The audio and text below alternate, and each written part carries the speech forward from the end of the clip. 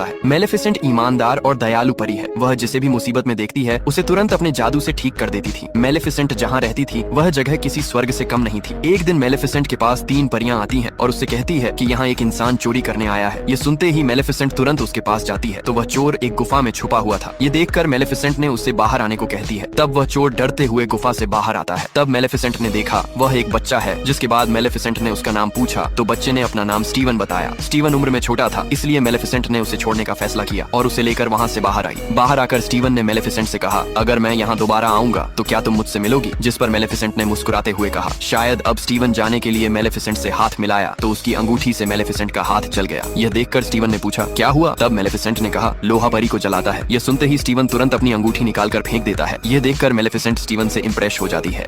अब रात भर मेलेफिसेंट स्टीवन के बारे में सोचती रहती थी। कुछ दिनों बाद स्टीवन फिर आया और मेलेफिसेंट को पुकारने लगा। तब मेलेफिसेंट वहाँ आई और वह दोनों बैठकर बातें करने लगे। बातें करते करते वह दोनों एक दूसरे को किस करने लगे। अब देखते ही देखते मेलेफिसेंट बड़ी हो गई और वह बन गई परियों की रानी। इधर स्टीवन बड़ा होकर इंसानों के राजा का नौकर बन गया। एक दिन इंसानों का राजा मेलेफिसेंट के राज्य पर हमला करने के लिए आया। यह देखकर मेलेफिसेंट राजा के पास आई और उसे तुरंत लौट जाने को कहा, मगर राजा ने इनकार कर दिया और अपने सैनिकों को मेलेफिसेंट पर आक्रमण करने को कहा। लेकिन मेलेफिसेंट ने अपने जादू से बहुत सारे हैवान बुला लिए और वे हैवान राजा के सैनिकों को एक एक करके मारने लगे और मेलेफिसेंट की जीत हो गई। लेकिन इस लड़ाई में इंसानों का राजा जख्मी हो गया और वह एक दिन घोषणा करता है कि जो भी मेलेफिसेंट को मार देगा उसे इस राज्य का राजा बना दिया जाएगा और उसकी शादी मेरी बेटी से होगी। यह बात सुनते ही स्टीवन के मन में लालच जाग उठी। रात होते ही स्टीवन मेलेफिसेंट से मिलने उसके पास जाता है और उससे प्यार भरी बातें करने लगता है और चुपके से मेलेफिसेंट के खाने में नींद की दवा मिलाकर उसे खिला देता है। खाना खाते ही मेलेफिसेंट गहरी नींद में सो जाती है और इसी मौके का फायदा उठाकर स्टीवन मेलेफिसेंट के दोनों पंख चुरा लेता है। स्टीवन परी के पंख चुराकर अपने राजा के पास जाता है और राजा को दिखाकर कहता है कि उसने मेलेफिसेंट को मार दिया है। यह सुनकर राजा खुश हो जाता है और स्टीवन से अपनी बेटी का शादी करने का फैसला करता है। इधर मेलेफिसेंट को जब होश आया तो देखा कि उसके पंख नहीं है, जिससे वह रोने लगी। कुछ देर रोने के बाद मेलेफिसेंट बिना पंख के ही अपने घर लौट रही थी कि तभी देखती है कि एक इंसान एक कौवे को जाल में पकड़ रखा था। यह देखकर मेलेफिसेंट ने अपने जादू से उस कौवे को इंसान में बदल दिया और उसको अपना सेवक बना लिया और उससे कहती है कि महल में जाकर स्टीवन की खबर लेकर आओ। जब कौवा महल पहुंचता है तो देखता है कि स्टीवन की शादी एक राजकुमारी से हो रही है। कौवा तुरंत आकर यह बात मेलेफिसेंट को बताता है। यह बात सुनते ही मेलेफिसेंट को बहुत दुख होता है और वह उस राज्य की काली जादूगरनी बन जाती है। एक दिन वह कौवा आकर मेलेफिसेंट को बताता है कि स्टीवन को लड़की हुई है। जब स्टीवन की बेटी के नामकरण का दिन आया तो सभी परियां इकट्ठा होकर उसे खुश रहने का आशीर्वाद देती है। तभी वहाँ मेलेफिसेंट भी आ जाती है और छोटी राजकुमारी को श्राप देती है कि राजकुमारी सुंदरता की मिसाल होगी, लेकिन अपने 16वें जन्मदिन पर कुर्सी में लगी पिन से उसकी मौत हो जाएगी।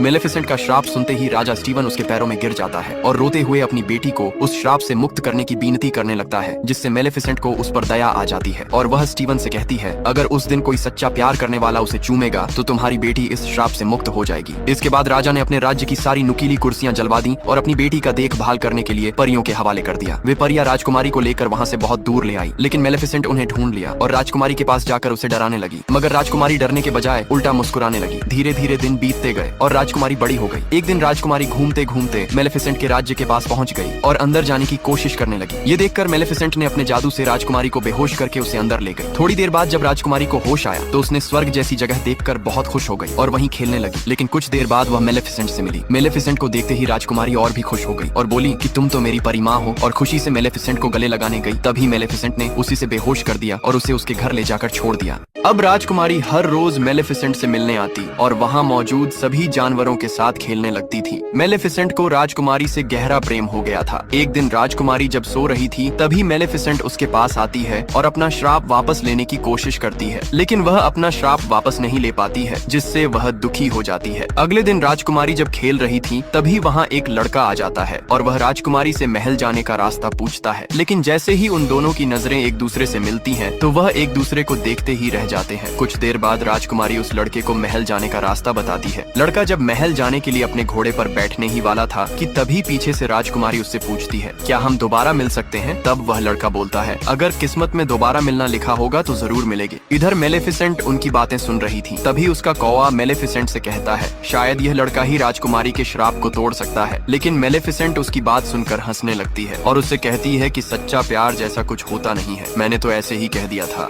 अब राजकुमारी घर आकर परियों से कहती है, कल मैं घर छोड़कर जा रही हूँ और मैं अब मेलेफिसेंट के साथ ही रहूंगी। ये सुनते ही परिया राजकुमारी पर गुस्सा हो जाती है और मेलेफिसेंट की सारी सच्चाई उसे बताती है और ये भी बताती है कि तुम्हारे पिता राजा स्टीवन है। ये सुनते ही राजकुमारी रोते हुए घर से बाहर आती है और सीधे मेलेफिसेंट के पास जाती है और उसे बुरा भला कहकर अगले दिन अपने पिता के पास आ जाती है। मगर राजा स्टीवन अपनी बेटी को देखते ही उसे तुरंत कमरे में कैद करने का हुक्म देता है, क्योंकि आज ही वह दिन है जब मेलेफिसेंट ने राजकुमारी को श्राप दिया था। जब राजा के सैनिक राजकुमारी को कमरे में बंद करके चले जाते हैं तो राजकुमारी को पीछे से कोई आवाज सुनाई देती है, जिसे सुनकर वह धीरे धीरे उसके पास जाने लगती है और दरवाजा खोलकर अंदर चली जाती है। और फिर वही होता है जो मेलेफिसेंट ने कहा था। राजकुमारी जैसे ही कुर्सी में लगी पिन पर अपनी उंगली रखती है, वैसे ही वह मौत की नींद में चली जाती है। इधर मेलेफिसेंट को पता चल जाता है कि राजकुमारी मुसीबत में है, इसलिए वह फ्लिप को बेहोश करके राजमहल में ले आती है और उसको राजकुमारी के कमरे के बाहर रख देती है। यह देखकर तीनों परियां दरवाजा खोलकर फ्लिप को अंदर ले जाती हैं और उसे राजकुमारी को किस करने को कहती हैं। अब परियां फ्लिप को किस करने को कहती हैं। फ्लिप के किस करने पर भी राजकुमारी जिंदा नहीं होती है तो परियां मायूस हो जाती हैं और फ्लिप को धक्का मारकर वहां से बाहर कर देती है। राजकुमारी जिंदा नहीं हुई। यह देखकर मेलेफिसेंट रोते हुए खुद को कोसने लगती है कि उसने राजकुमारी को श्राप क्यों दिया। कुछ देर बाद मेलेफिसेंट राजकुमारी के माथे को चूमती है और वहां से जाने लगती है। तभी राजकुमारी मौत की नींद से उठ जाती है और मेलेफिसेंट को पुकारती है। मेलेफिसेंट राजकुमारी को जिंदा देखकर रोने लगती है, मगर राजकुमारी मेलेफिसेंट को अपने पास देकर मुस्कुराने लगती है। इधर राजा स्टीवन को महल में मेलेफिसेंट की आने का पता चलता है तो वह अपने सैनिकों को मेलेफिसेंट को पकड़ने के लिए कहता है और वे लोग मेलेफिसेंट को लोहे की जंजीर में पकड़ लेते हैं। राजा के सैनिक जब मेलेफिसेंट को पकड़ लेते हैं तो वह जादू से अपने कौवे को आग उगलने वाला ड्रैगन बना देती है और वह ड्रैगन सबको मारकर मेलेफिसेंट को छुड़ाने की नाकाम कोशिश करता है, क्योंकि राजा स्टीवन ने पहले से ही एक योजना बना रखी थी, इसलिए वह ड्रैगन को भी पकड़ने में कामयाब हो जाता है। इधर राजकुमारी देखती है कि उसके पिता ने मेलेफिसेंट को बंदी बना लिया है तो तुरंत वहां दौड़कर जाती है जहां उसके पिता ने मेलेफिसेंट के पंख चुरा कर रखे थे। राजकुमारी उस पिंजरे को तोड़कर मेलेफिसेंट के पंख को आजाद कर देती है। इधर राजा स्टीवन जब मेलेफिसेंट को मारने ही वाला था कि तभी वह पंख आकर मेलेफिसेंट से फिर जुड़ जाते हैं। यह देखकर राजा स्टीवन चौंक जाता है, मगर मेलेफिसेंट पंख पाते ही फिर से उड़ने लगती है और राजा स्टीवन को मारने के लिए एक जंजीर से पकड़कर महल के ऊपर ले जाती है, मगर उसे स्टीवन पर दया आ जाती है और वह उसे छोड़ देती है। लेकिन राजा स्टीवन मेलेफिसेंट को मारने के लिए पीछे से आता है। तभी मेलेफिसेंट वहां से हट जाती है, जिससे स्टीवन फिसलकर ऊपर से नीचे गिर जाता है और मर जाता है। अब राजा स्टीवन के मरने के बाद मेलेफिसेंट ने उस राज्य को अपने जादू से हरा भरा कर दिया और राजा स्टीवन के बेटी को इंसान और परी दोनों राज्यों की राजकुमारी बना दिया, जिसे देखकर सभी लोग तालियां बजाने लगते हैं और यह मूवी यही खत्म हो जाती है। ऐसे ही मजेदार एक्सप्लेनेशन मूवी देखने के लिए चैनल लाइक एंड सब्सक्राइब करें।